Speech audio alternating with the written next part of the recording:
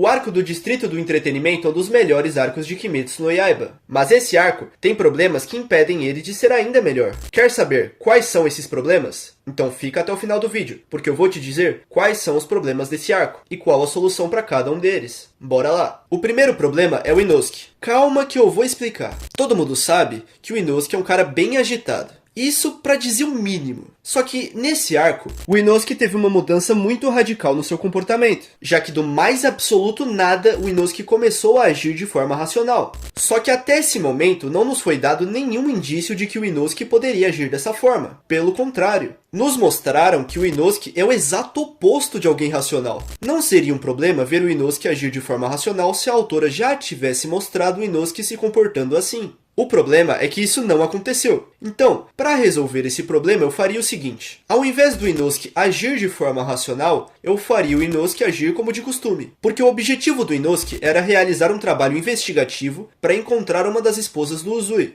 Então, para mim, seria mais legal ver o Inosuke falhando em agir de forma racional, e aí com isso, o Inosuke agiria como de costume e encontraria a esposa do Uzui de um jeito mais selvagem. Afinal, combina mais com o Inosuke agir de forma selvagem do que de forma racional. Outra solução que resolveria esse problema seria a seguinte. Bastava a autora ter desenvolvido mais esse lado racional do Inosuke nos arcos anteriores. Outro problema são os ratos bombados do Uzui. Vocês podem pensar que é bobagem achar que um pequeno detalhe como esse impediu esse arco de ser melhor. Mas a questão é que bastava a autora colocar uma cena para melhorar e muito a participação dos ratos do Uzui. Para entender como essa cena ocorreria e quando ela ocorreria, vamos voltar para o momento em que o Uzui estava explicando para o Tanjiro, Zenitsu e Inosuke qual era a missão deles no Distrito do Entretenimento. Nesse momento, a autora poderia ter inserido uma cena que melhoraria a participação dos ratos do Uzui. Bastava a autora ter criado uma cena em que o Uzui explicaria para os três que os seus ratos ficariam de prontidão caso algum deles precisasse da sua espada. Ou então, uma cena em que algum dos três questiona o Uzui sobre onde eles vão guardar as suas espadas, para que na sequência o Uzui explicasse que os seus ratos iam cuidar disso. Isso melhoraria o momento em que o Inosuke pede suas espadas para os ratos. Porque é muito melhor um autor se dar ao trabalho de introduzir algo para usar isso lá na frente, do que inventar uma solução conveniente de última hora porque não tinha pensado naquela situação específica. Afinal, quando um autor introduz algo para usar depois, ele está demonstrando que ele tem organização e planejamento. Para ser sincero, eu não acho que esse uso dos ratos do Uzui tenha piorado o arco. Eu só acho que pequenas ações da autora fariam dos ratos do Uzui melhores. Bom galera, eu disse tudo isso para diagnosticar um problema recorrente da autora de Kimetsu, que é tirar soluções altamente convenientes do mais absoluto nada.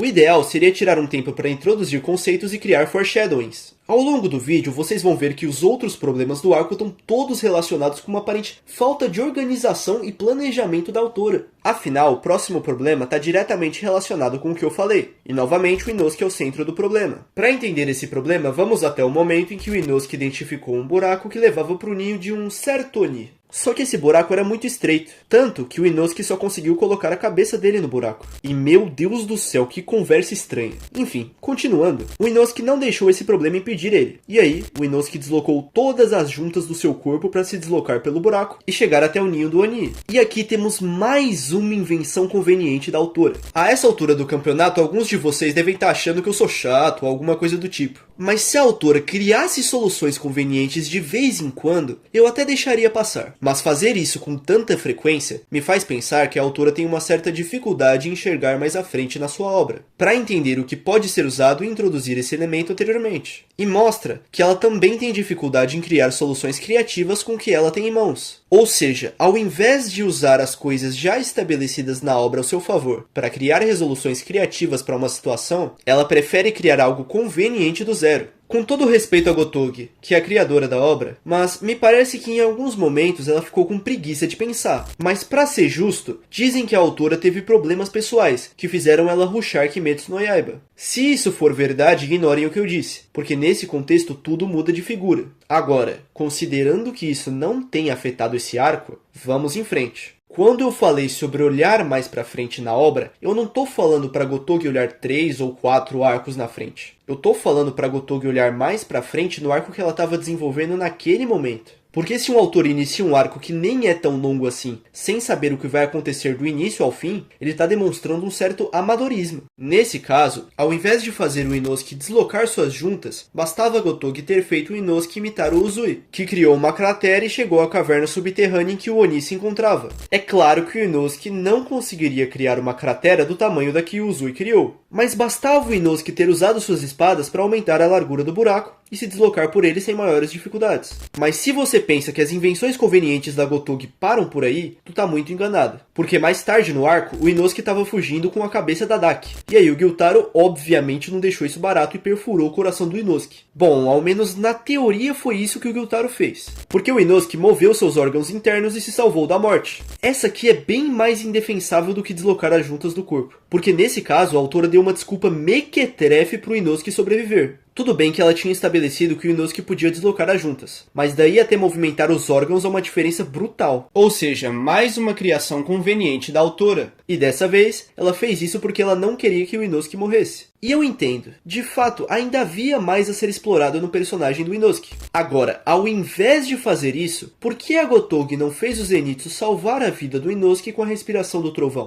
Se o objetivo era fazer o Inosuke largar a cabeça da Daki, mas sem fazer o Inosuke morrer, bastava a Gotogi fazer o Zenitsu impedir o Inosuke de levar um golpe fatal. Ou seja, o Inosuke seria golpeado apenas superficialmente, já que o Zenitsu não é mais rápido que o Gyutaro. Então o Zenitsu não seria capaz de salvar completamente o Inosuke de levar dano. Com isso, o Inosuke soltaria a cabeça da Daki e sairia vivo dessa. O próximo problema é a Nezuko, mais especificamente a transformação da Nezuko. De fato, o Oni já mostrou a capacidade de se transformar lá no arco do Monte Natagumo, mais especificamente o Pai Aranha. Mas apesar da Gotogi ter nos mostrado que existe a possibilidade de Oni se transformarem, há um problema. O problema é que ela só mostrou um Oni se transformando. Então tudo nos levava a crer que isso era algo exclusivo do Pai Aranha. Para vocês entenderem, eu vou usar o Super Saiyajin de exemplo. Um requisito para ser um Super Saiyajin, obviamente, é ser da raça Saiyajin. Porém, quando Goku atingiu essa forma pela primeira vez, ninguém sabia se existia ou não a chance de um outro Saiyajin atingir o Super Saiyajin. Afinal, essa transformação poderia ser algo exclusivo do Goku. Então era melhor a autora ter nos mostrado mais Oni se transformando, para que quando a Nezuko se transformasse, nós tivéssemos a certeza de que a Gotogi já tinha introduzido essa possibilidade anteriormente. E tem mais um problema envolvendo a Nezuko. O problema em questão é o Kekijutsu da Nezuko, que foi usado para queimar o veneno que estava para matar o Inosuke e o Uzui.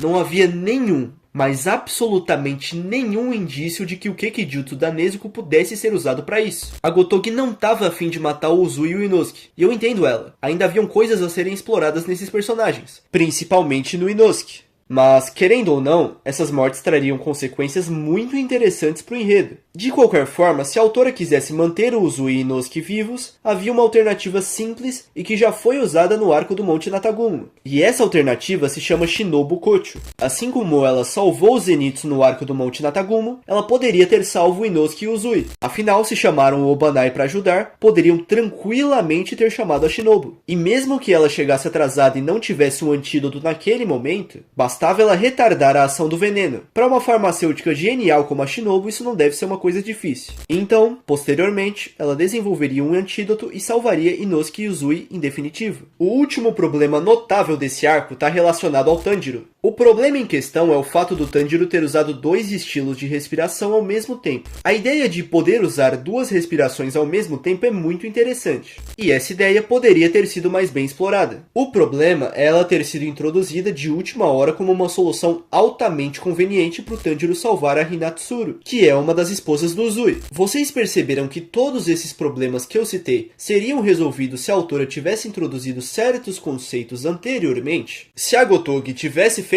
isso, esse arco seria ainda melhor. Agora, quanto à solução para o problema, eu proponho o seguinte. Aquele era um ótimo momento para uma entrada épica, mais especificamente uma entrada épica do pilar Obanai Iguro, salvando a esposa do Uzui. Não chamaram o Iguro? Pois então ele apareceria e ajudaria a derrotar o Gyutaro. Isso seria interessante até para dar mais destaque para o Obanai, que foi um dos Hashiras que teve menos tempo de tela em Kimetsu. Mas me diz aí, vocês concordam com o que eu falei? É importante ressaltar que eu não sou o dono da verdade, e eu posso ter cometido erros ao longo do vídeo. Então comenta aí se você achou que eu errei em algum momento, ou se você discorda do meu ponto de vista, e até mesmo se você concordar comigo. E se você gostou do vídeo e quer que eu traga mais vídeos como esse, me ajuda com o seu like e com a sua inscrição. Muito obrigado por assistir até agora. Eu vou ficando por aqui. Valeu, falou!